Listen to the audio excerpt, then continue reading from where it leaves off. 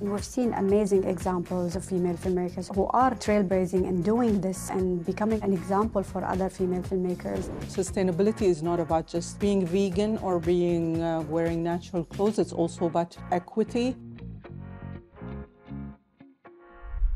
Hello, welcome to Qatar 365 with me, Adil Halim. On this episode, we continue to shine a light on women who are making waves in the creative world, whether it's visual arts, cinematography, or fashion.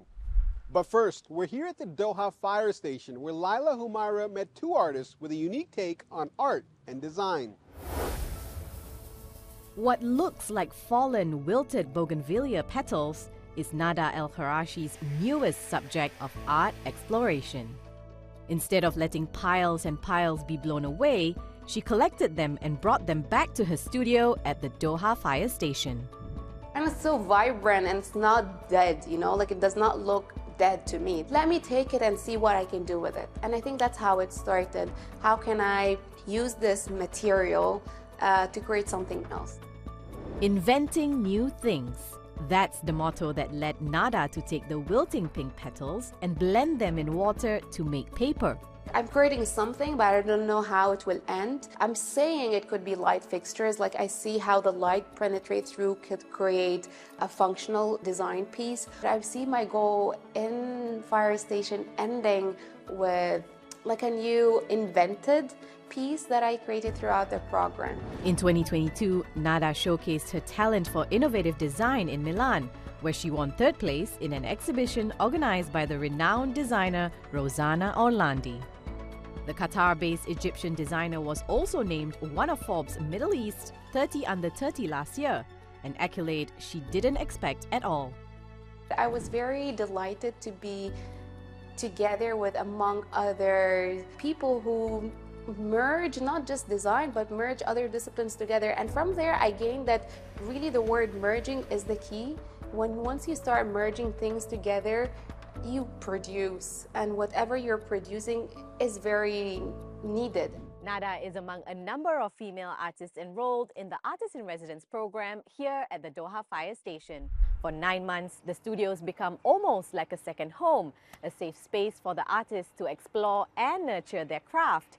Whether it's printmaking, woodwork, or painting, the diversity in disciplines fuels a culture of creative expression. Down the hall, we meet Lalwa Al-Maghesib, a seasoned Qatari artist who has represented the country in exhibitions around the world. It took around 15 years for Lalwa to find the signature strokes of the brush she has today. بدأت بالفن التشكيلي الواقعي وأعمال فنية واقعية تعبر عن التراث القطري والمفهوم القطري. حاولت أن أنا أدخل في موضوعي الفني التعبيري الخاص، فلجأت للمدرسة التعبيرية التجريدية. هي مدرسة تعبر عن دواخل الفنان وعمق الفنان وثقافة الفنان الفنية. After capping off a residency in Paris, Lalwa also showcased her artwork in Copenhagen and most recently held her first solo exhibition in Qatar. في موضوع معرض الشخص الأول اللي هو المدينة، وهو يتكلم عن الثقافة القطرية وشلون نحافظ على الهوية القطرية. اللي يلهمني أكثر في مواضيعي الفنية العناصر التراثية، الأحداث اليومية اللي تصير في المجتمع القطري، الفضاء القطري الثقافي بوجه عام. Lalwa hopes that with the creative community she's found at the Doha Fire Station, it will inspire her to continue her craft and for more women to pursue the art of expression. طبعاً على تخصصاتنا المختلفة وتجاربنا المختلفة، لكن في قاسم مشترك هو الفن يجمعنا. طبعاً فخورة جداً بأي امرأة قطرية تعبر عن نفسها وتحاول أنها تدخل في مجال ثقافي. الباب مفتوح للجميع. The Doha Film Institute is the home of the Ajial Film Festival. Filmmakers and film lovers alike converge to watch these 66 films on offer. Female filmmakers made more than 1/3 of the movies shown during the popular festival's 12th edition. I caught up with the Institute's CEO, Fatma Al-Ramahi, to find out why she believes Ajial is a crucial platform to inspire conversations and bridge cultural divides. Fatma, tell us about Ajial and why it's so important to the Doha Film Institute. Ajial is an Arabic word that means generations. And from the beginning of Doha Film Institute, when we started working and paving the way for a film industry in Qatar and the region, we realized that we're working with a very young audience, and we're hoping that this audience will help build this industry in the future. A big part of Ajyal is the Made in Qatar showcase, featuring the works of Qatari and Qatar-based filmmakers. How have you seen the country's film industry grow over the years? Made in Qatar is a great platform and also an incentive for filmmakers to make films every year, because they want to be part of that celebration with the community, with their own family and friends coming and watching their films.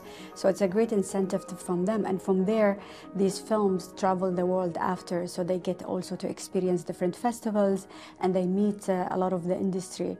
So for us at the Institute, it's a great measure to see how the production and industry is evolving every year in the country. During your time at the DFI, have you seen an increase in the number of female filmmakers? Yes, I think we have the highest percentage in the world in terms of female filmmakers, around 60%.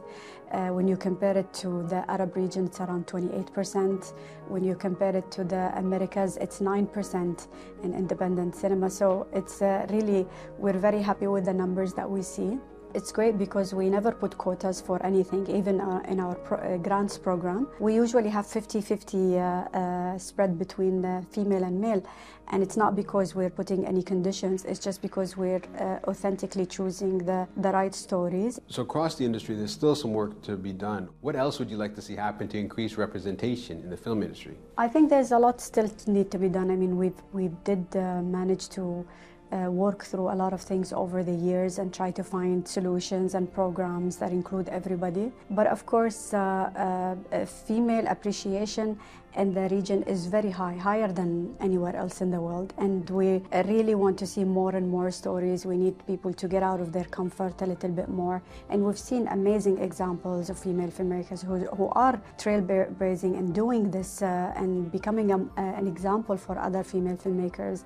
But as always, there are some sensitivities. So as soon as we try to overcome them and share together the collective experience and the collective responsibility, it will become easier and easier in the future. What do you hope your role as a leader signifies to young women interested in a career in film? It's not just me, also our chairperson, Sheikha Mayasa, is also a female leader in the arts and culture, Sheikha Moza in education and everything that she does. So it's really fantastic to see role models for girls and women here in Qatar, but not just for Qatar, but everywhere in the region, for girls in the region, to see women are not restricted by their hijab or restricted by their traditional attire. They can do whatever they want, they can be whoever they want, and they can create change, and they can create the waves to make their societies better.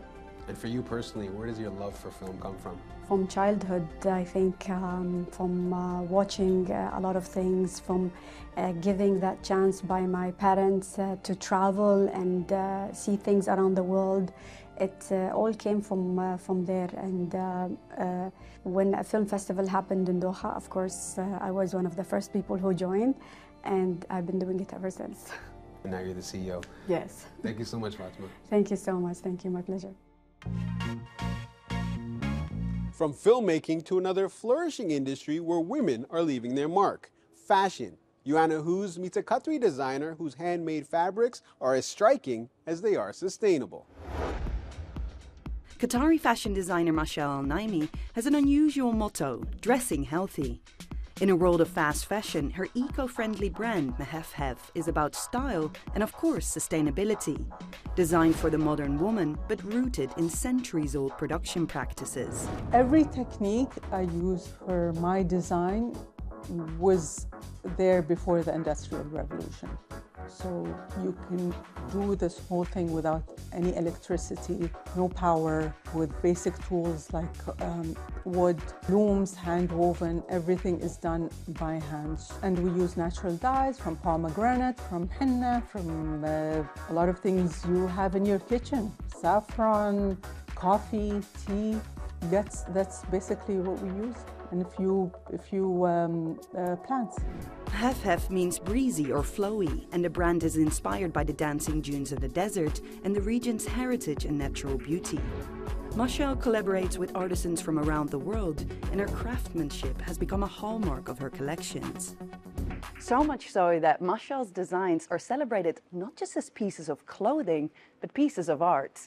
One of her creations, a modern interpretation of the traditional bisht, is even on display here at the National Museum of Qatar for its intricate and innovative technique of permanent henna painting. Quite a feat for a designer who only entered the fashion industry 5 years ago. When I was first approached about having a habaya displayed at the National Museum of Qatar, I was so intimidated. It was such a proud moment. I always remember these things, like, you know, Her Highness Sheikha Musa, Her Excellency Sheikh Al-Mayasa, all the women, all the inspiring women that wore my abayas, and National Museum of Qatar, all these things. I always remind myself that, you can do more. You've gone this far, you can do more. Mashal's commitment to sustainability has made her a leading voice in the region, pushing the textile industry to produce clothing that's not just fashionable, but friendly to the planet. My message to consumers is please demand more from retailers. Demand information, demand transparency. You need to know how your garments are made, who made them. Because sustainability is not about just, being vegan or being wearing natural clothes. It's also about equity. It's about living in a society, in a world where you care about each other. This is the important thing. Artistic creativity can be channeled in many forms, including filmmaking, fashion, and design. We hope you enjoyed meeting some incredibly innovative women with us on this episode, but that's all the time we have for now. For more, check out Euronews.com and connect with us through our hashtag. Thanks for watching, and we'll see you next time on Qatar 365.